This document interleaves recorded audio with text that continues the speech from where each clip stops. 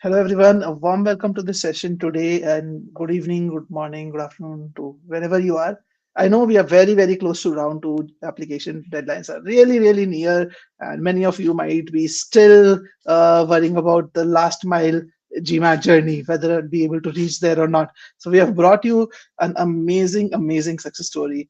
A student who has actually gotten to the 98th percentile on GMAT, 705 score on GMAT Focus Edition in just 30 days time. The student again had almost close to 6 months study break. Like, he did not study for GMAT for last 6 months. He had a score on GMAT earlier, and again we'll hear it from him. But after that 6 months study break, along with working on his own startup, how he managed to pull out time and how he managed to create his study plan in such a way that he was able to navigate to such an amazing score, which was better than the last score with less effort than his last time, starting almost from scratch once again, working on all three areas.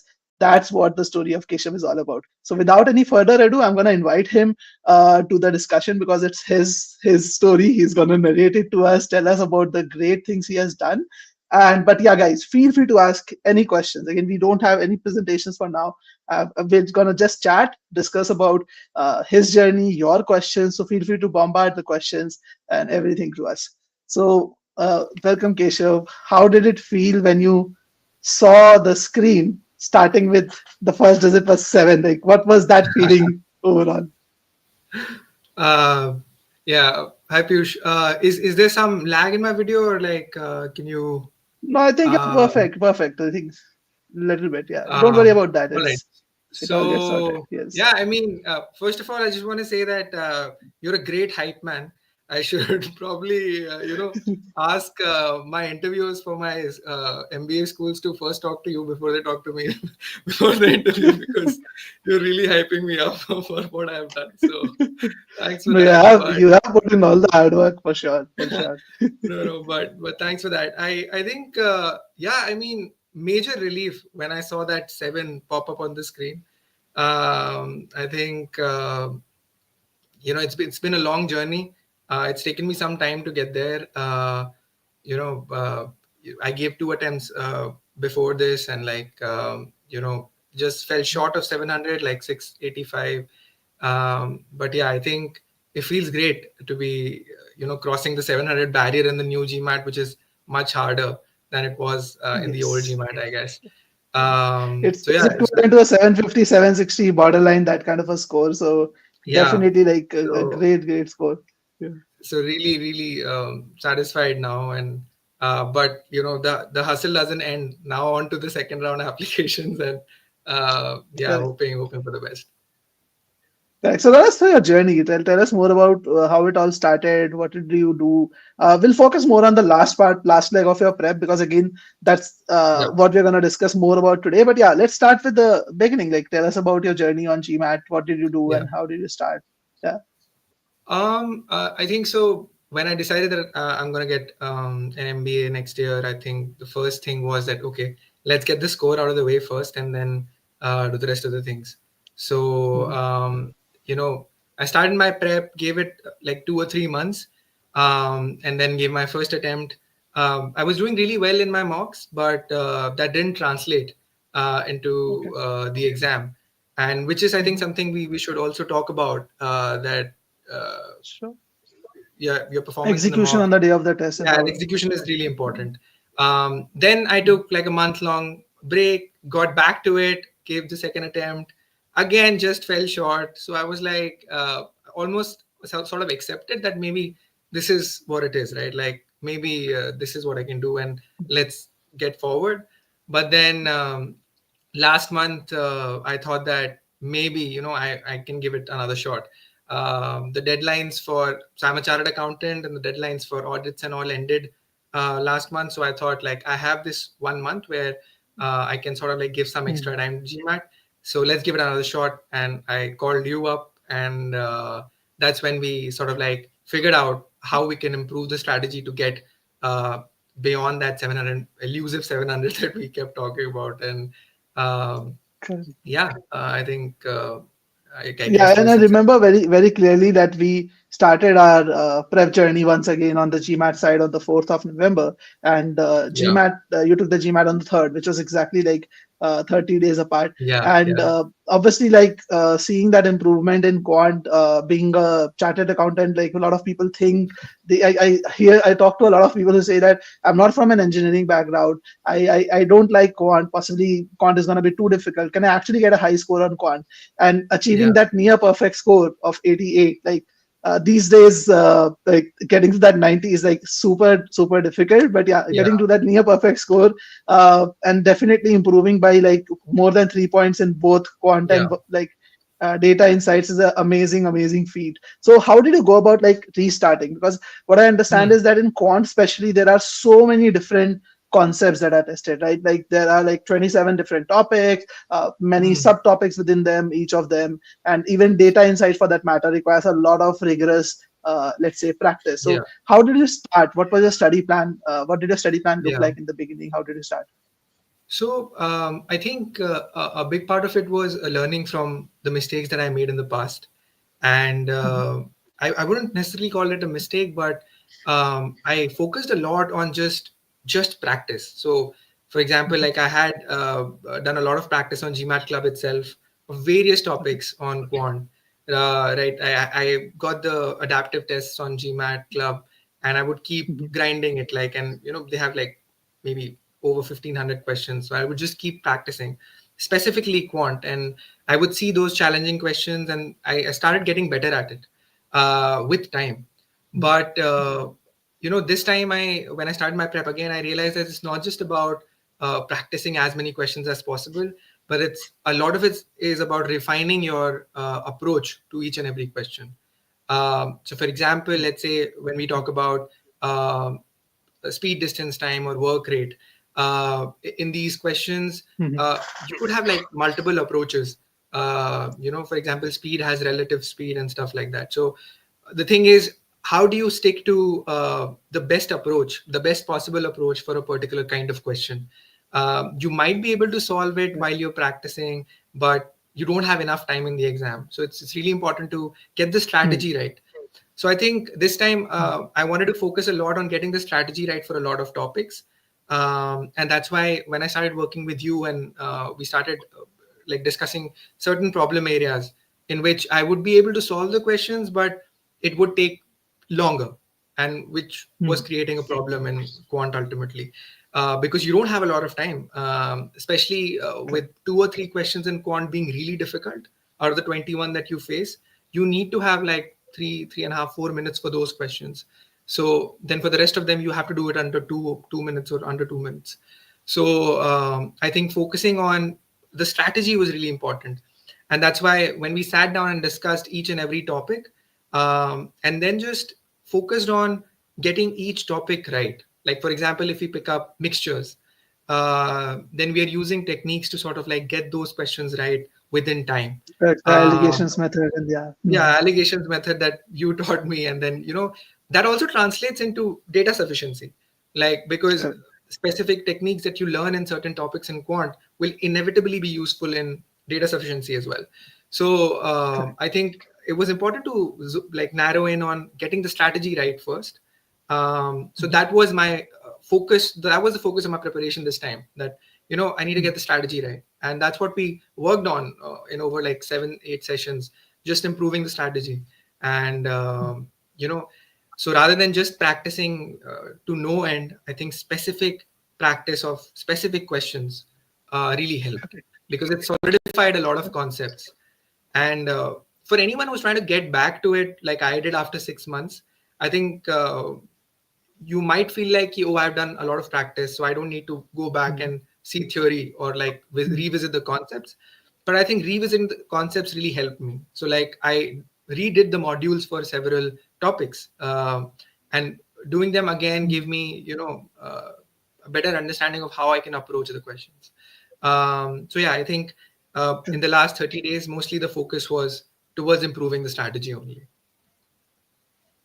Correct, correct. And I remember very clearly, like when we started prepping, like you had a very clear action plan in mind that Piyush, I know the concept that I still feel a little rusty with them. So I'm gonna give Yeah. more time in the first 7 days to kind of just going Yeah. through like the concepts once again. And that's Correct. what is very, very important to understand. A lot of people think that what, when they're focusing on improvement, it's just about what, strategies. But it's a game of strategies, it's a game of concepts, it's a game of everything. And it is Yeah. very, very critical to have a very hyper focused action plan. Like, you don't, like, Hmm. if you have just 30 days and you're a working professional, you cannot go about doing everything in the world. You have to Yeah. identify specific areas, specific things. Yeah. So how did you identify those areas, like, as in which area should I be working on, basically?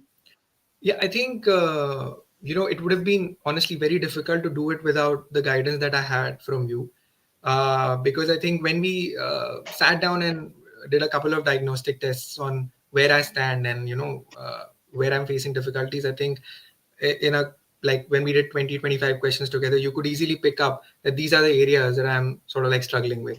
Hmm. And then more importantly, you could pick up that, hey, I mean, maybe out of 20 questions, you do 15 of them in under 2 minutes and you get all of them right.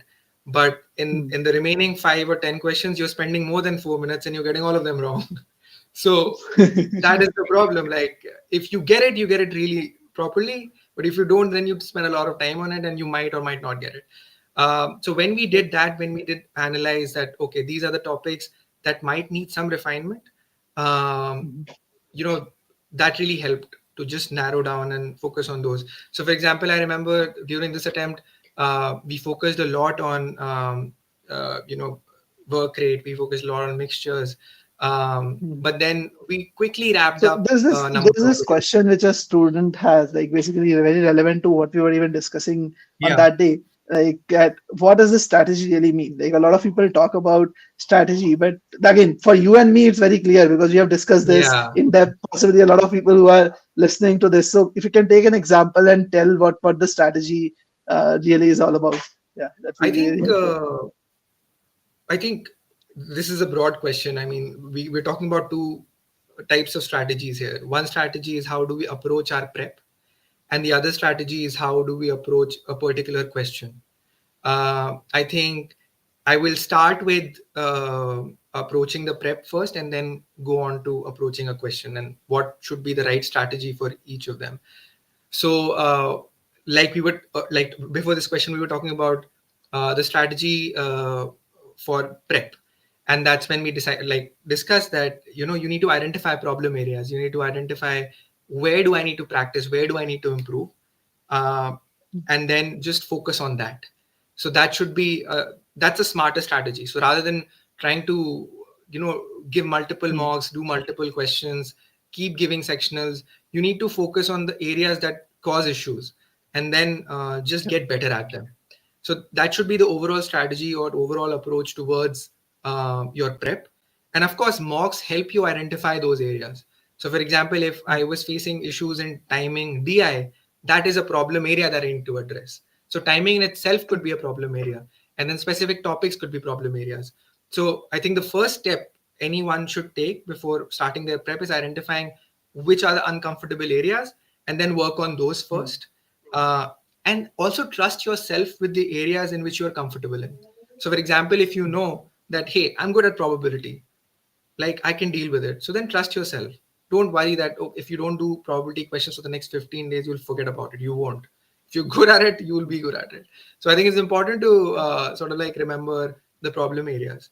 Now coming on to the strategy that I had to work on a lot, which was approaching the question. uh, so I think uh, when you read a question, and especially what I used to do before, is that I try to quickly understand what is written and what is required, and I dived right into solving the problem. So if like I'm diving in correctly, I would solve it very quickly.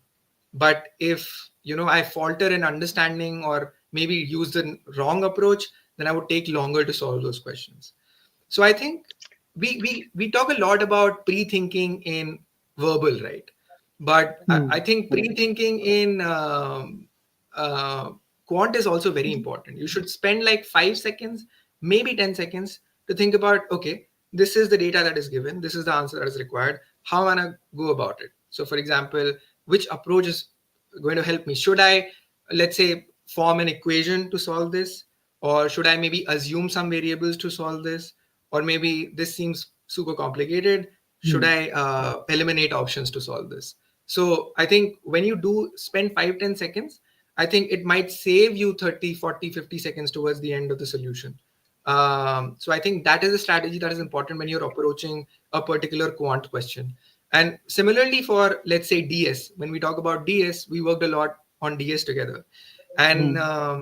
Correct. I think in DS also, you told me that when you read the question stem, before you jump onto the first statement, spend 10 seconds or maybe 5 seconds on thinking that, okay, this is what is What required. kind This of is what is information asked. can help? So Yes. what might help me in solving this? So if I find that information Hmm. in statement one or two, my answer is already there, right? So and if I don't find it, then my answer is not there, so none of them is enough. So I think 5 or 10 seconds spending on thinking that, yeah, this kind of information is needed, and then looking on to statement one, and then looking on to statement two, and then Hmm. also sometimes under pressure we tend to think that, yeah, I think this information is not enough, let's move on. But maybe GMAT tries to sort of like confuse you, or like, they have these kind of tricks that they do with their questions. So you have to also take a pause and think about whether this information is enough or not. Like, for example, like, Hmm. for the very simple example I'll give, which a lot of people might have done, are the questions with three data points in which they talk about median, right? So Hmm. things like, if all three data points are equal, then you'll have a different answer, otherwise you won't. So I think just Hmm. spending those 5-10 extra seconds really goes a long way. So that would be about the strategy with approaching the questions. So yeah, I think I that was a very detailed answer. I don't know if that Yeah, yeah, I was good. think that was actually, I was just about to interrupt and say that the great answer. Let me just summarize it for all the users. Again, I'm just the host, Yeah, so my job is to get summarize and ask yeah. questions, honestly. So, amazing points, Keshav, basically. So, two or three basic takeaways, I would say. Number one Yeah, is understand what you're strong or weak at. See, there are yeah, like 10 possible things which could be going wrong with you, or and there could be like 10 good things you're doing, and that is not something which is same for every person. Like one person could be good at word problems, the other person may not be. Within word problems also, you might be good at the conceptual knowledge, but you're not good at solving questions. Not just because you don't know the right processes, you might be knowing the right processes, but it could be that let's say uh, stability that you need while reading the word problem that you don't have, what Keshav was telling us, pre-thinking, pre-analysis, basically, that you don't do. So understand where you are going wrong, get that right first. It's yeah, very very critical to do that. Yeah, Keshav worked with us, we helped him. In fact, Keshav came to us through a referral of yeah, his own wife. So we worked with yeah, his wife Gurmeher. So he's our second couple that we have worked with. Like the first couple went to Columbia and happy studying in top Ivy League schools. So I hope the same happens with you too as well. So we helped his wife get to a 675, and he joined us after that. But in case you need any help with our services, understand help, like take our help to kind of understand the gap areas that you have and how we can work with you, feel free to reach out to us. Definitely, that is something we can help you with. There is a link in the chat which you can use to do that. But one thing very important is to kind of identify exactly where you're faltering, so that you have a very hyper focused study plan for that, and an action plan for that. The second thing which Keshav talked about was that when you are taking a question, understand what GMAT is really testing you on. GMAT is not a test which is gonna give you a lot of calculation intensive questions per se. It is gonna be more focused on simplifying what is given to you, and taking out the clutter, seeing through basically the complicated piece of information that is there, and being able to kind of translate that into a final, let's say, a simplified version of the question. And that is something yeah, which a lot of people don't do. What they think about is timing, as Keshav was saying, that you might be trying to basically save that 5-10 extra seconds by not thinking about the question and jumping right into solving it. But if you get started on the wrong path, it might end up yeah, consuming 2 or 3 minutes extra than what you should have. So that's the yeah, second key learning that Keshav gave. And the third key learning was obviously around how you need to be calm and be composed when you're reading a question. Again, that second and third one is more or less related. yeah, But yeah, in order to do well, you have to be uh, let's say free with the timing aspect of it. So yeah, so Hmm. great lessons. Thank you so much, Keshav. Let's talk a little bit about DI. We have been talking again. We have talked about DS in DI, but yeah, there's a question from Rahul. He wants to understand specifically about MSR. So Hmm. like let's hear from you. What are your takes on data Yeah, insights? that's a really good question. I think MSR is, I think after TPA, one of the most like sort of like, I would say, unreliable Uh, sort of like questions because it either might be really easy or it might be really tough. So it might suck a lot of time out of you at times, or you might coast through or breeze through your MSR passage. It also depends on when that MSR question comes up and where you are during your attempt. So, for example, uh, it might be the fifth question, it might be the 11th question. I think that's mostly the range where MSR comes into. It might be fifth, eighth, or 11th, something like that. I don't think it comes after that, in my experience with the mocks and with you know um, other my attempts as well. I think with MSR, it's important to sort of like stick to a particular time limit, and that's what I decided for all my attempts. That if the MSR question pops up, let's say 33 minutes are left on the screen, I am going to move beyond these three questions, and the time left should be 26 minutes. As soon as it's okay. 26:30, I will try and jump it as soon as possible because I cannot afford more than 7 minutes on MSR. That's what I decided. So So whatever that's how I, state you are at, no matter where you are, like you just no matter take where it I up. am, I would just be like, okay, 7 minutes, maximum 7.5 minutes, and I have to move beyond MSR. I cannot, because MSR has the tendency to completely absorb you in, and then you will start obsessing over the question, because you've already spent so much time understanding the three tabs and the tables and the graphs and the content, that you feel like, I can do this, I can take on this challenge and solve this question. But I think it's important to sort of like take a step back and see, I cannot afford more than 7 and 8 minutes in MSR, and that's what I'm going to do. So that was my approach with regards to timing. In fact, just So one that's point one. I'll add here, Keshav. Yeah. Sorry for interrupting, but yeah. So I was No. just doing a mock with one of my students today, Yeah. like a couple of hours before our session, and there was this MSR question which came at question number 4. It literally Mm. sucked 20 minutes out of him.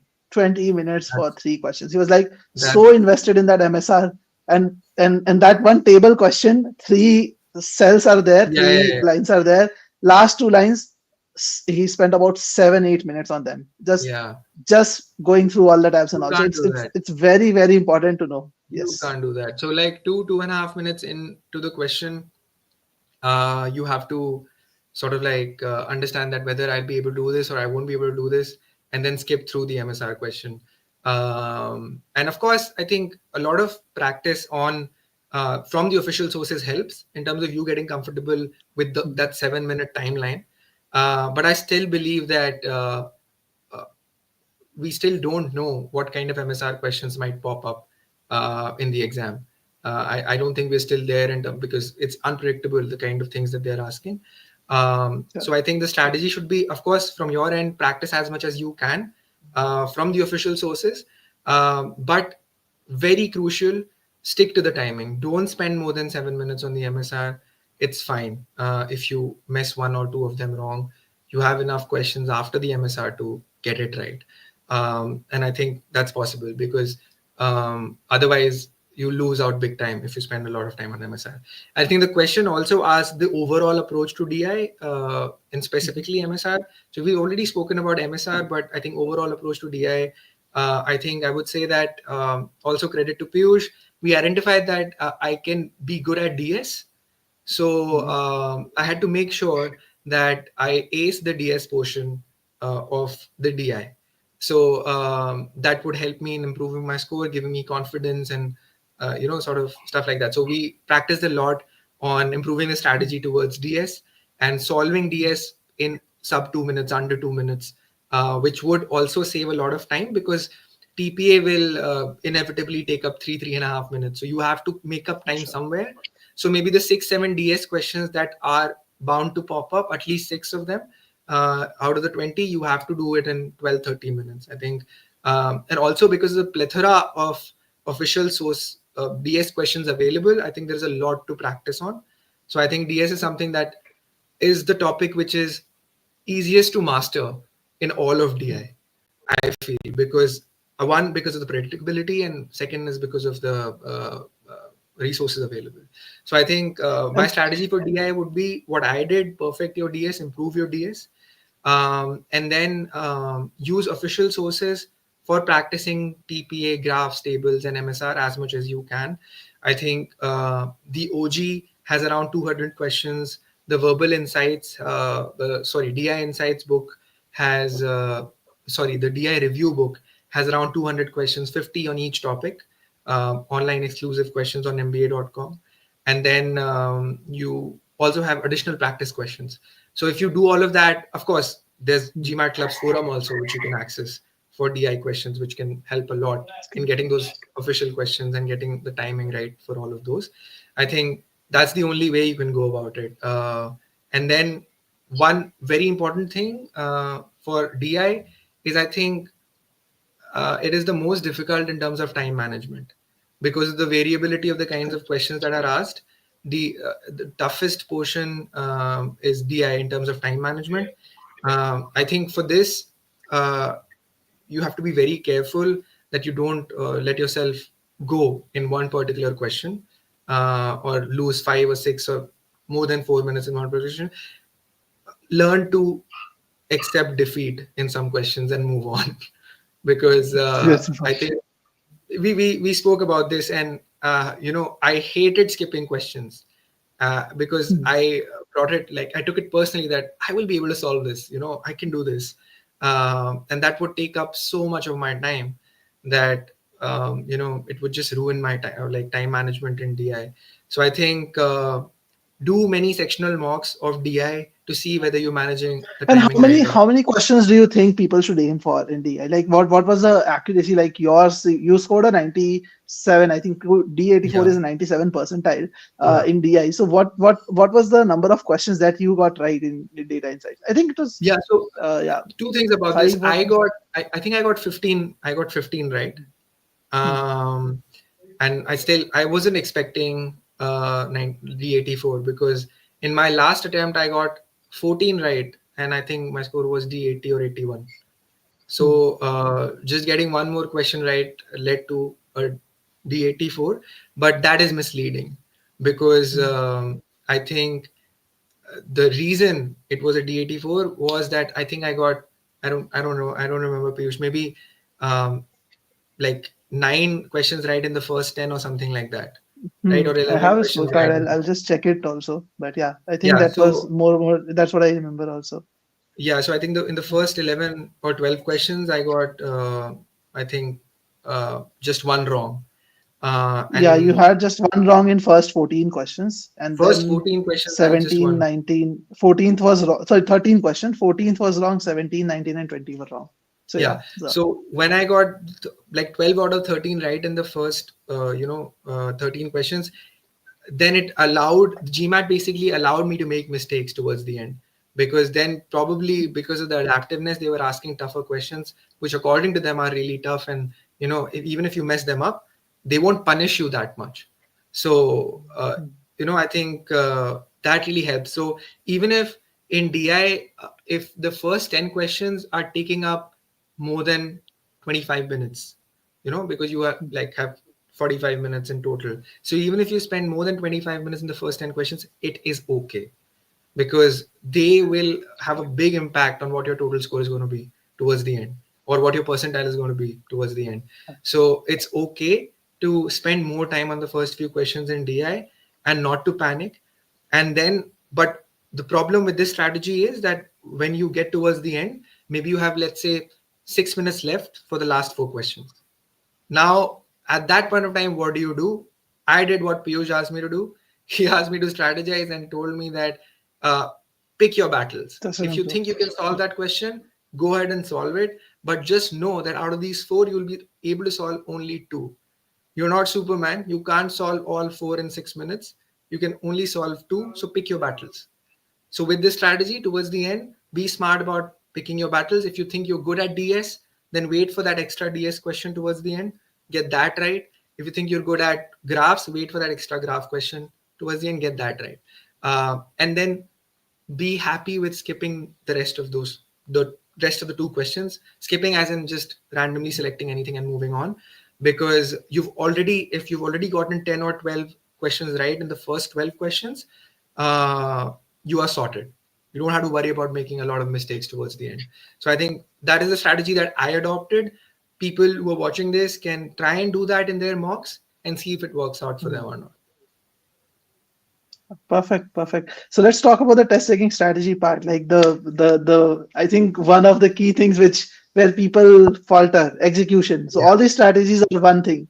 Yeah, obviously execution is all the strategies is part of execution, but knowing this and executing it are two different things still. So how yeah, do you ensure that you execute on the yeah, day of the test? What yeah. else did you do? Yeah.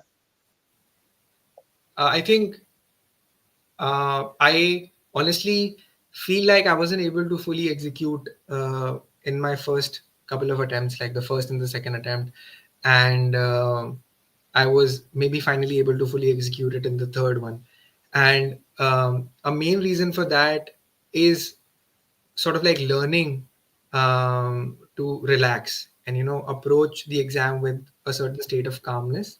Of course you'll be jittery before the exam, and you'll have those sort of like anxiety sort of like thing before the exam, but once you start the exam, you have to think of just one question at a time, and then move on. I think in this journey, my wife, Gurmaya, really helped me, because she had also given the exam. And when I spoke to her before my exam in December, she told me that, listen, when you're solving each and every question, do not think about the result. Because if you think about the result, it's going to weigh on your mind. You won't have enough bandwidth to fully perform to your capabilities. The fact is that you'll know the result in just 2 hours. As soon as the exam ends, the final click, and you'll have your result in front of you. So don't be bothered about what the end result is going to be, right? Whatever it's going to be, just execute to perfection. That's all you can do, and just try to focus on one question at a time. Do not even think about the next question. Do not think about the previous question. You don't know if it's right or it's wrong. All you can do is just focus on that one particular question that is in front of you at that particular point of time, and cancel out the rest of the noise in your head. And I think credit to her. I think I followed her strategy and I stuck to that strategy of just thinking about the question in front of me, and it really worked out for me. And the second No, thing which I I realized, think which is also that's music to my ears, because I remember working with Gurmeher. When we started working, she was very, I should say, very underconfident about Quant. And we did, I think, what, about 7 or 8 sessions on Quant, and then she takes a mock test, and she only scored a 645. And we had a discussion. I very very clearly remember that discussion with her, where I was telling her the same thing, that she was telling Piyush, "Itna pad liya hai. I still am not seeing that improvement in Quant. What is happening? Will I be able to do well?" And I just told her, "Good, Meher, just focus on putting in your 100%. That's it. yeah, Don't worry about the result. Your job is to look at that question, give your 100%. Don't think more, don't think less. yeah, You have done your prep, you have worked on your processes, you have improved much better. The test can't tell yeah, you ki you're good or bad. Just go and enjoy the test. Don't worry about yeah, the result. Even if we fail, we will be failing happily. We'll be happy about failing. But the idea is to enjoy the questions, and yeah, to seeing her implementing that, yeah, getting a 675 on GMAT, and then she yeah, guiding others also. I was just reading her Reddit post also.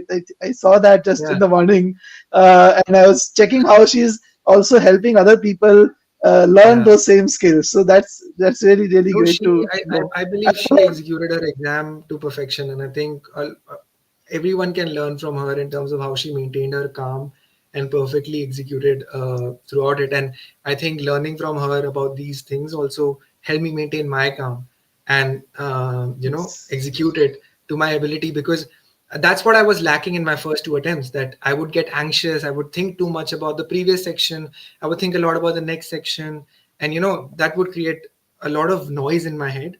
But I think uh, staying calm, staying focused on just what was in front of me really helped.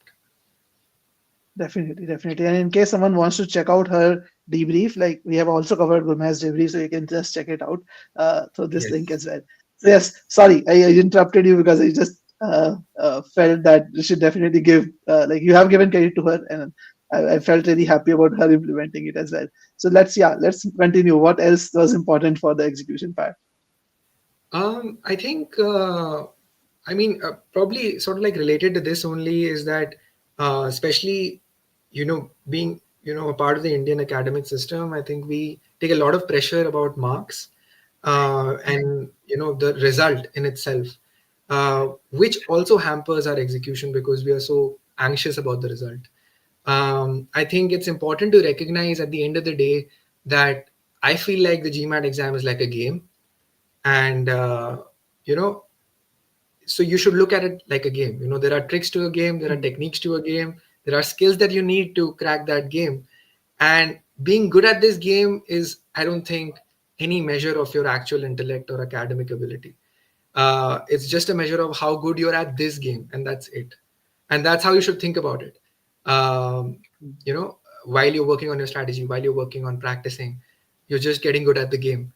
And if you think about it like that, you won't take a lot of stress about acing it or not acing it. um, yeah. Oh, good. Good.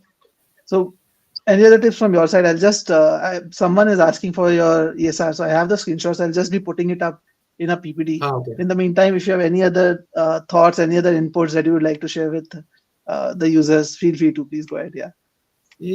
I don't really, I mean, if there are any specific questions I can answer, but I think mostly uh, I just wanted to sort of like address um, the aspects which I've already done. But um, Yeah. Let's take I up think let's take getting up back Rishabh's question. to, I was expecting this. It did not okay. come earlier, but I was expecting this to come a little while earlier. But yeah, let's talk about this. Like, how many mocks? Let's talk about how many mocks you took first. Like, because people have this thought that again, I need to take a lot of mocks before my GMAT. So in reality, how many mocks you took before this attempt of yours, and what were your scores like? Just let's run the users through Yeah. that quickly. I think, you know, when I gave my first attempt, I had given around 12 mocks before my first Hmm. attempt. And Okay. yeah, and my final score was lower than what I was scoring in mocks, which Okay. most people expect because you're in a more comfortable environment when you're giving a mock. uh, and also the paper, specifically some topics and some questions tend to be tougher in the main exam than in the mock. So I think it was lower than what I was scoring in the mocks. But then for this attempt I just gave two mocks.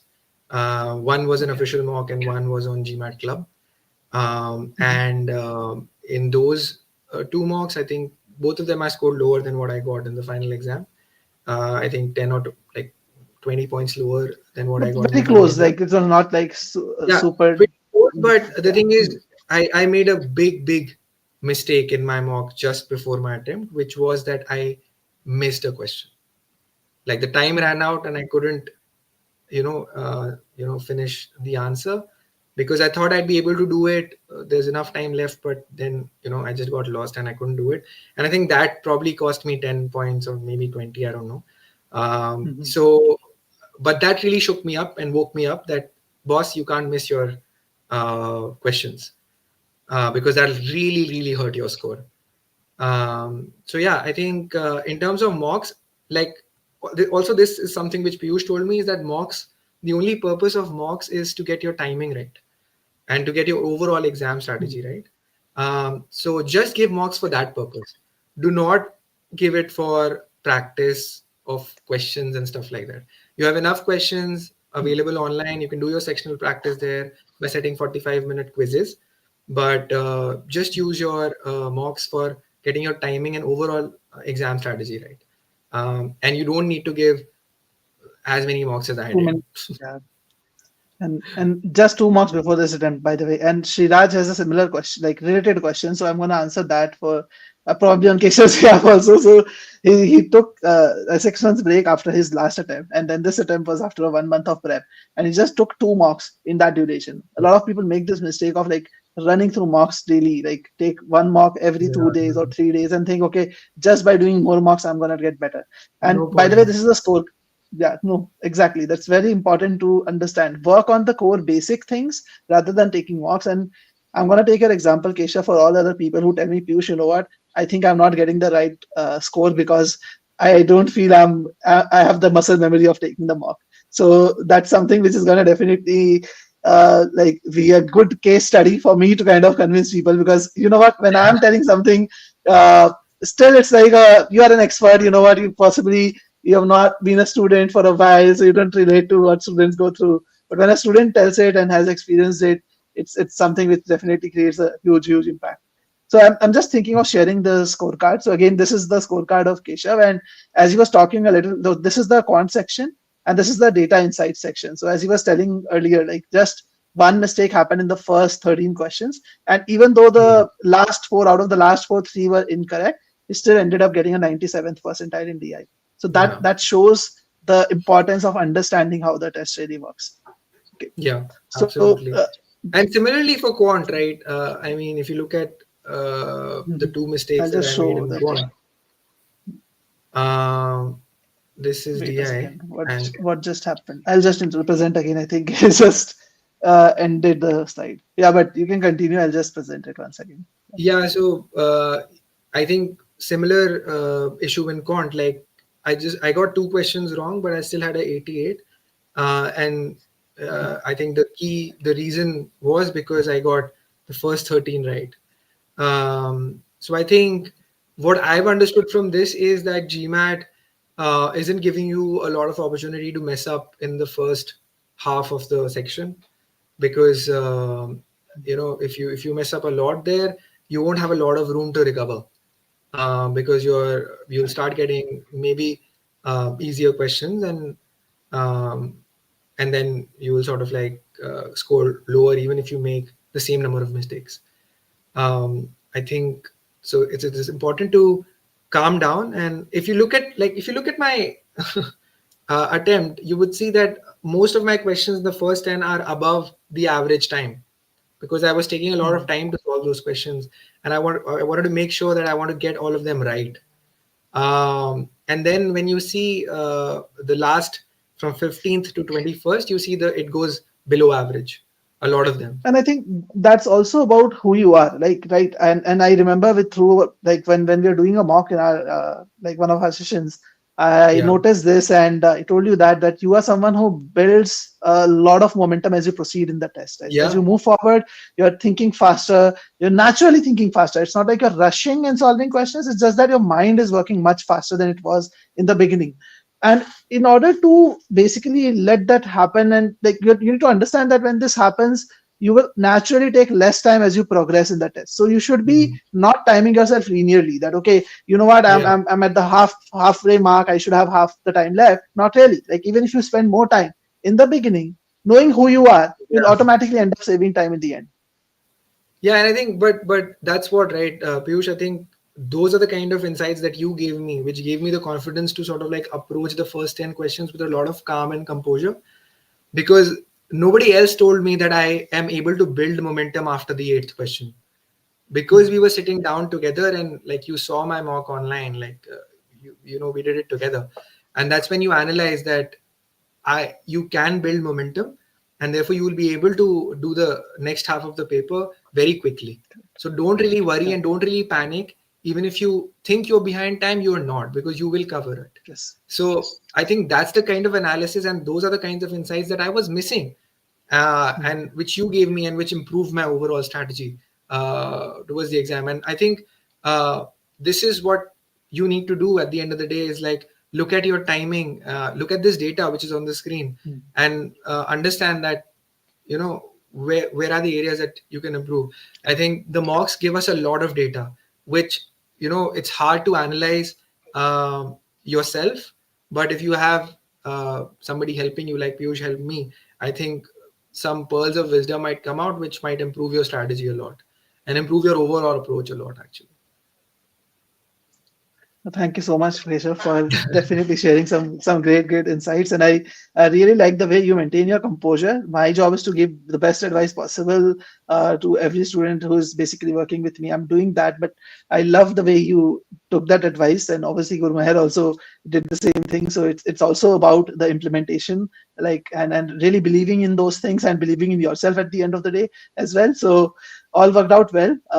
Very nice. Yeah. Waiting for you to come back from Chandigarh to Gurgaon, and we'll have a celebration also, right? Yeah. Thank, so thank you so much once again for taking out time. I know All ISB's right. Thank you. application is what you're working on. It's just 2 days Yeah. before that, and still took out time to help other fellow students to kind of help them improve their scores as well. Absolutely. So thank you so Absolutely. much for coming today, and all the best for the applications from our Thank you side so much, and Guru. yeah, all other people.